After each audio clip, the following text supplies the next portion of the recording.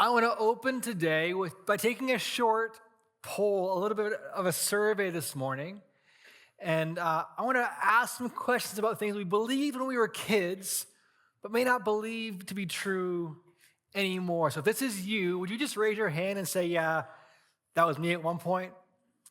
How many of you thought when you were a kid that growing up, you'd experience a lot more quicksand as a legitimate danger in your life? You're afraid of hitting quicksand at some point? How many of you thought that swallowing gum would keep in your stomach for 7 years? Anyone out there? I thought that. Or maybe you thought that if you swallow a watermelon seed, you'd grow a watermelon in your stomach? How about, did you think if you were to go in your backyard and dig a hole and dig it deep enough, you'd get to That's right. You get to China. How many of you are that person that when you're at like a McDonald's or the fast food place, you have the cup, you got the soda machine, put like the Coke in, the Sprite in, Dr. Pepper, you're like, I'm a mixologist. I am a brilliant cocktail maker here, making a delicious drink. And then you look back and you're like, that was disgusting. Who thought you were one of those people out there? I definitely love the soda machine. We all have these things about life that we used to believe, that we thought were true, legitimate, and then we grew up a little bit. We lived some life, we gained some perspective, and we begin to shift and change, and you're like, you know what? I don't quite believe that anymore. That's a normal part of life and our experiences. That's true with faith, too. Things we believe as kids may not carry into adulthood. How many of us thought that literally hell was down and heaven was up, like in the clouds somewhere? Maybe you still think that. But if the earth isn't flat, I don't understand how that works out. If you're a flat earther, then I guess go for it. I mean, more power to you. But I'm not, so I don't quite see it the exact same way. Think about this. When you're a kid and you're watching on TV wrestling, the WWF, or E now they call it, but it's always F to me, WWF. We all thought it was real, right? They were actually doing this is real wrestling. And then you get to be a little older and maybe you looked up to these people. They're like famous wrestlers. They're really amazing. Like Hulk Hogan, R.I.P., or Stone Cold Steve Austin, or China, The Rock with the people's elbow, the eyebrow he'd do. You're like, these dudes are amazing. And you realize, wait, this whole thing is fake. What happened to me? And these idols you looked up to maybe aren't so cool as you thought they once were. But then maybe you grew up a little more and you look at it again and you're like, you know what? Yeah, it's fake in the sense that it's like pre-scripted or it's predetermined what's going to happen to an extent. But they're actually legitimate athletes. These are hard things to do. I couldn't and wouldn't want to do those things they're doing, these stunts. And they're actually really hard, put a lot of work into their craft. Maybe you come back and you maybe can watch it again differently, with a new appreciation for what it is. I think that life often is composed of 3 different stages of belief. We have order, where things kind of are simple and concrete and make sense to us, they're safe. But then some kind of crisis happens. We realize that those wrestlers aren't maybe as real as they thought they were. We're thrown into disorder, this second box. But then hopefully we experience a little more life and we come back to it and we say, you know what? Maybe we want to reorder this a little bit and say, I can appreciate that now looking back in a new kind of way. Think about growing up, like when you're a kid, your parents, your caregivers, they're the most amazing people. They have all the answers. They're so smart. They're strong. They're your superheroes. And then you get to be a little bit older, maybe a teenager, and you're like, this person doesn't know what they're doing at all. They're just making this up as they go along. Or maybe maybe they let you down, or you catch them in a lie, or they make a mistake. Maybe like your parents' marriage is struggling, and you see some cracks in what was so perfect. This idealized person maybe isn't who you once thought they were. You can kind of be thrown into disorder about that perspective. But hopefully, as we live our lives and grow up a little more, have some more experience, become adults or parents or spouses ourselves, we can look back and say, you know what? Being a parent is really hard. Being a spouse is really hard. Just being human is really hard sometimes. We can come and just offer, maybe look back with a little more grace at those people, the new perspective, maybe see it a little bit differently. You know what? They were just doing their best, and appreciate it anew. Order and disorder and then reorder. I think this happens all through our life in all kinds of ways. Today, I want to take us to a story in the Bible that I think really paints a similar picture. There's actually all kinds of stories that are like this, but I had to choose one today, and it's long as it is, so we'll stick with this one. It's a story of a guy named Elijah. And Elijah was a prophet of God. He lived thousands of years ago. And prophets back then were people that would come out and they would speak on God's behalf. They would tell the people, hey, you're living one way, but you should change your heart and change your life and begin to live differently. Live in the way that God wants you to. At the time, the kingdom of Israel had grown as a nation. They had a capital and a king on the throne. And over time, their kings began to pull away from what they'd been once invited into. They began to live less and less like the people that God had asked them to be. And they began to worship all these foreign gods as opposed to their God Yahweh. And Elijah comes along and he's like, these gods are bad news. First of all, they're phonies. And secondly, the way that you worship them, it was pretty deplorable, the ways that they worshiped like just really disgusting practices up to and including human sacrifice. And Elijah's like, you got to stop that. Come back to the one true God. Our story picks up in 1 Kings 18. There's been a famine in the land, a drought, no rain for many years. And the text says this: after many days, Yahweh's word came to Elijah. It was the third year of the drought. Go, appear before Ahab. Ahab was the king. I will then send rain on the earth. So Elijah went to appear before Ahab. Quick note today, so you see this. In your Bibles, when you see the word Lord, L-O-R-D with small caps or all caps, that's a cue to us as English speakers.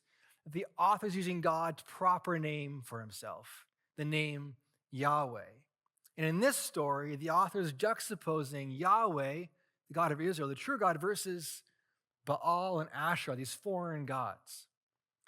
And in verse 17, it says, when Ahab saw Elijah, Ahab said to him, is that you, the one who troubles Israel? Elijah answered, I haven't troubled Israel. You and your father's house have. You did as much when you deserted the Lord Yahweh's commands and followed the Baals. Now, send a message and gather all Israel to me at Mount Carmel. Gather the 450 prophets of Baal and the 400 prophets of Asherah who eat at Jezebel's table. If you want to follow along and read this later, this whole story takes place in 1 Kings 18 and 19. And Elijah, he gathers everyone on top of the mountain. And he gets before them, all the people, and he's like, listen, how long are you going to go back and forth between two different opinions? If Yahweh is God, then follow Yahweh. But if Baal is God, then follow Baal. No response. They just stand there. And Elijah's like, okay, fine. Here's what we'll do. Let's bring out 2 bulls. You pick one, either one.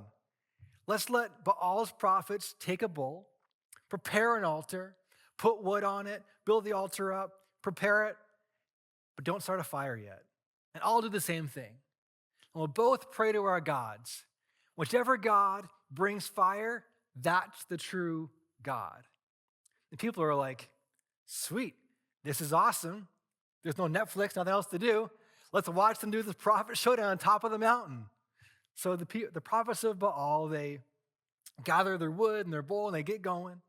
And they get to pray and cry out and like, Baal, would you answer us? Bring fire for us. This goes on and on for hours and hours. It says that they begin to cut themselves and they begin to bleed, just begging their God to show up.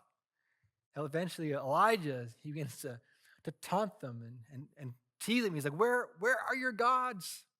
They're not showing up. This goes on all day long. Finally, Elijah's like, okay, come in close, everybody. And he begins to repair and rebuild the altar. He takes 12 stones and stands them up for the 12 tribes of Israel. He digs a trench around the entire altar. And he prepares the bowl, puts the wood on the bowl on top. And he says, hey, go grab 4 jars of water and dump them on the altar. And they go and get 4 jars. And he's like, do it again. And they go grab 4 more jars. And he's like, 1 more time, get 4 more jars. And they get 4 more jars, and they dump it on the bowl. And the bowl is soaked, the altar is soaked, the trench fills with water. And then he says, at the time of the evening offering, the prophet Elijah drew near and he prayed, Yahweh, the God of Abraham, Isaac, and Israel, let it be known today that you are God in Israel and I am your servant. I've done all these things at your instructions. Answer me, Yahweh. Answer me. So these people will know, Yahweh, that you are the real God and that you can change their hearts. And then boom, fire falls from heaven. It consumes the bowl and it consumes the wood. It consumes the altar and all the water gets stopped up. And people fall on their faces and they're like, Yahweh is God. Yahweh is God. It's this amazing moment for Elijah. And Elijah, he says, grab the prophets of Baal. He takes them down to the stream and he executes them. And he says to King Ahab, he's like, you better get going because I hear the sound of a rainstorm coming. He takes off and Elijah goes back up the mountain. He says to his servant, go look. Do you see any rain? And the servant goes and looks and Elijah gets down on his knees and he starts to pray. The servant comes back. He says, nothing yet. And Elijah says, go back. Look one more time.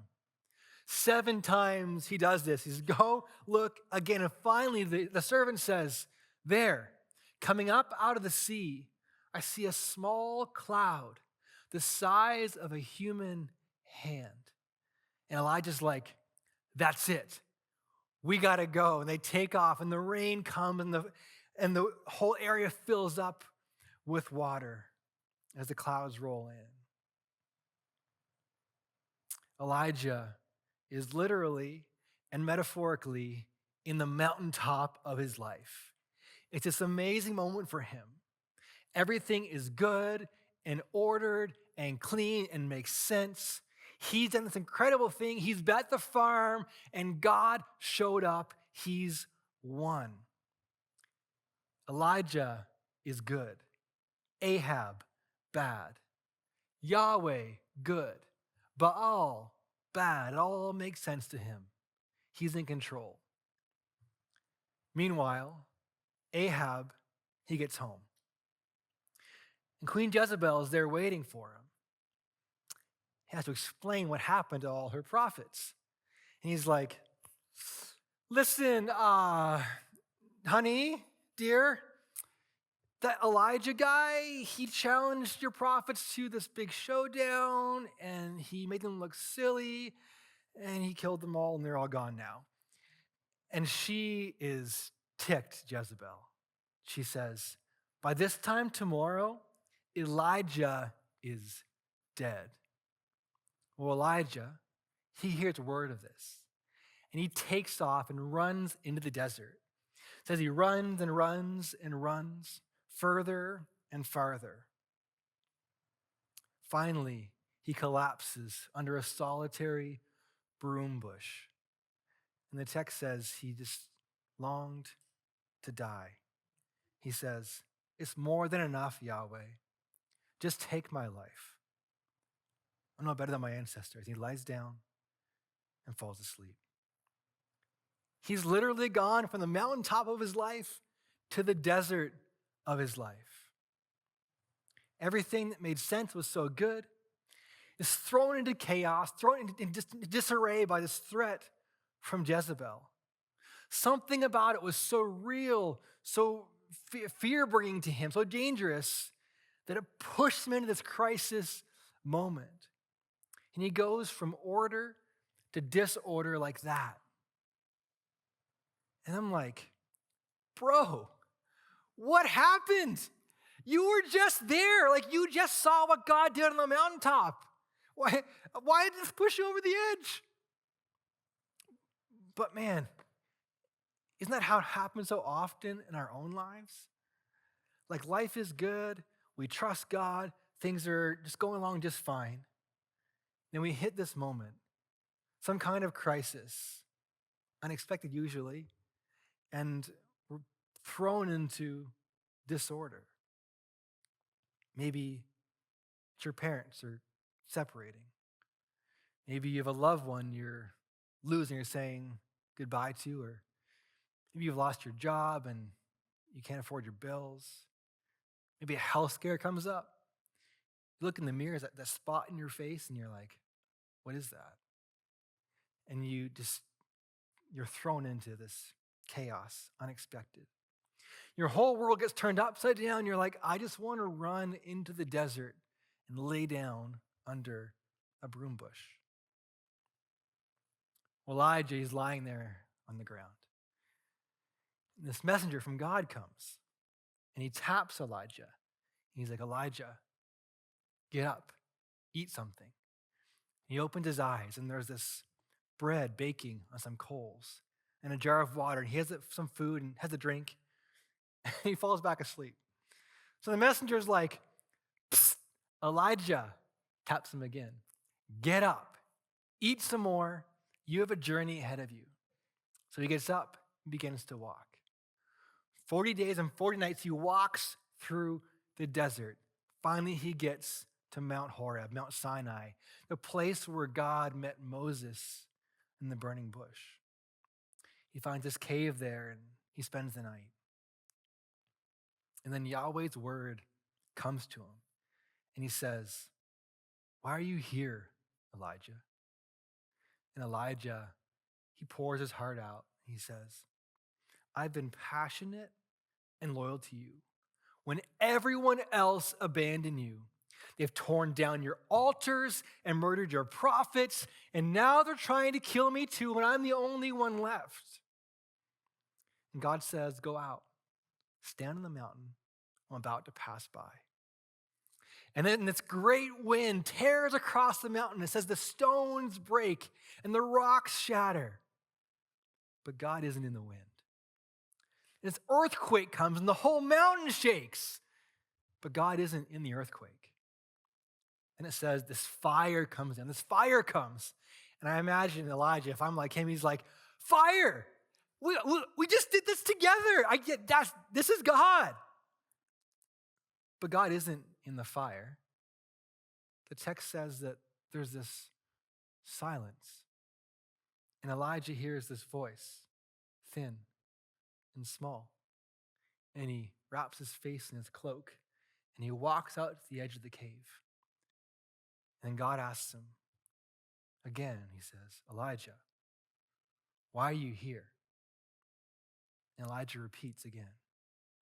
He says, I've been passionate and loyal when everyone else abandoned you. They've torn down your altars and murdered your prophets. Now they're going to kill me too. I'm the only one left. He's completely honest with God, laying it out there for him. He's saying, God, we've been through the desert, literally. I'm at my end. What else do you want from me? Have you given up on me? But God hasn't given up on Elijah. He says, Elijah, go back the way you came. You're going to anoint Hazael, anoint Jehu, and anoint Elisha. And they're going to continue what you started. And by the way, there are 7,000 other people in the land who haven't bowed to Baal. You are not alone. I am not done with you. He's like, you thought you knew me on Mount Carmel? Thought you knew what I was like, but that was just a fraction of who I am. I am so much more. And for you, I've got so much more for you too. I'm inviting you in to more. That's a wild story, right? Like, I couldn't make that up. I mean, it's so cool. I want to back up a second and just ask a question. What was it that God first asked Elijah to do? He said, go, appear before Ahab, and I'll send rain on the earth. Is there any evidence that God says to Elijah, go have a big showdown with the prophets on Mount Carmel? I don't see it in the text. It's possible that God said that to him. I don't know. But either way, one thing I think is so amazing is that God showed up for Elijah exactly how Elijah needed him to. The God we meet later on the mountain at Mount Sinai, the voice thin and small, is nothing like the God of fire that shows up in Elijah's life on Mount Carmel. Elijah has this box for what God is like, what to expect from God. This box of order where life is good and things make sense. And he goes through the desert. He lives through this disorder. And then God shows up in a different way, in a new voice. He begins to reorder and reimagine and call Elijah in to more. I think it's such a gift that God would show up for Elijah just how he needed to, in power and fire. He met Elijah right where he was at, in the way he believed, in the way he expected God to show up. That's how God showed up for him. He met him just as he needed. Of course, now, I don't think that hell is down and heaven is up. But when I was a kid, I needed concrete ways of imagining what God is like. Things that were simple and black and white. God is so beyond our human ability to imagine him. He needs to give us these ways that we can actually think about who he is. But as I've grown and learned more, experienced God more, I began to know him better and differently. Things that were so clear and simple and black and white can now have nuance and grace. I think order can be a gift. It's God meeting us where we're at, the way we need him to meet with us and show him to us. He'll show himself to us. We need order. But inevitably, we realize that the WWF maybe isn't as real as we once thought it was. We have to reimagine what it's like. We encounter these crisis moments and wrestle with the things we were so sure of, and they push us into the desert. When I look back over my own life, I think about the moments of disorder, the desert moments that I walked through. I can think of long seasons of deserts in my life. I remember I was in Bible college, and I came out of a church service one evening, and the preacher that day, he was asking a tough question. He's like, do you really want to follow God? Do you really want to? And I'm thinking to myself, I don't know for sure. Like I know I'm at Bible college. I've paid all this money. I'm headed this direction. But I don't know if I can do it. Like I got to believe all the right things and have all the right answers. What if I change my belief and I lose my job or I don't get my degree? And I was like, I just felt so alone. And at night, as I walked back to my dorm, it was like a cold January evening, like that real cold. But the cold I felt that night was like colder than cold. It was like a lonely cold. And I was like, God, I don't know if I really want this. And I began to think and pray. And I was able to say, God, I at least want to want this, even if I don't right now. And God met me in that moment. And after days and weeks, began to work out and reshape and reorder my belief and ability to believe in and follow him. I've had all kinds of seasons that are very similar. Probably more than a pastor should have, but I've gone through a lot of them. I remember when I was a couple years later after that, I was wrestling with this idea of hell and the afterlife. I'm like, how does a God who's all powerful, who can do anything he wants, why do people get sent to hell to suffer and be punished for eternity? That doesn't make sense to me. Like, God, you make the rules, right? You're God. Why'd you set it up this way? I don't understand. And for weeks and months, I said, God, I don't understand you. And God slowly began to work with me and transform my thinking, reorder the way I thought about him and justice and eternity, and slowly reorder through painful work. About 10 years ago, I lost my dad to cancer. And, I thought for sure, my family thought for sure that God would heal him. Like, take that cancer away. We prayed and were expectant. And then God didn't show up how we wanted him to. And I thought, like, we've done all we could do. We've given our lives to following Jesus. My dad was a great follower of Jesus. Why didn't you answer this prayer? And I was like, God, I don't understand. Why couldn't you show up for us like that? And I still don't know necessarily why God didn't show up in that way. But in the midst of my pain and my questioning, in the middle of my disorder, things I couldn't understand,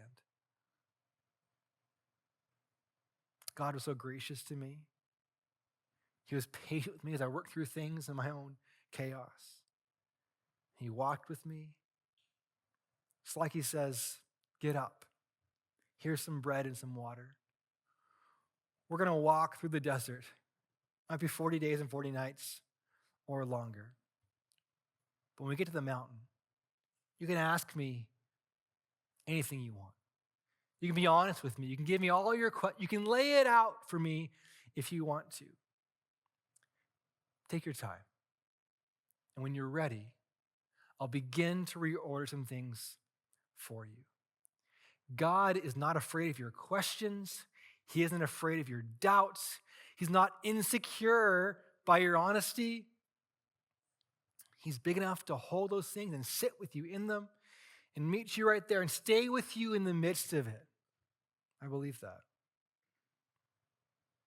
If you're in a season of disorder, trying to put some pieces back together, which can be long or hard work,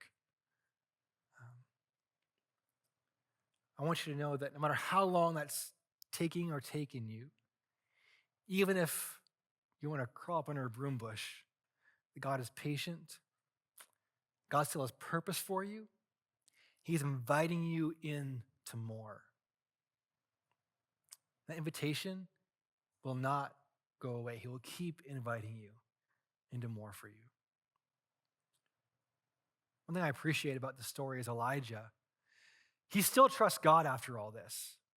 Despite having one experience, this desert of his life, and having to re-experience God in a different way, he still trusts what God has for him. If you're putting things back together today or this week or this month, this year, there might be areas that you can let go of, that you don't need anymore. You can let go of hell being down and heaven being up, that's fine. But there might be things that you can look back on with appreciation or a new understanding. Maybe pick them back up in a different way, to see God in a new perspective and appreciate it for what it was or what it might be now. Like when you sit on the couch and watch wrestling again, or when you're acting just like your parents, the ways that drove you crazy, and you're like, I hate that I'm doing this, but I get it. Maybe that you can look back on your old self, offer grace to yourself, the way you used to think about things. Say, you know what? That was good for a season. That was helpful to me for while it was there.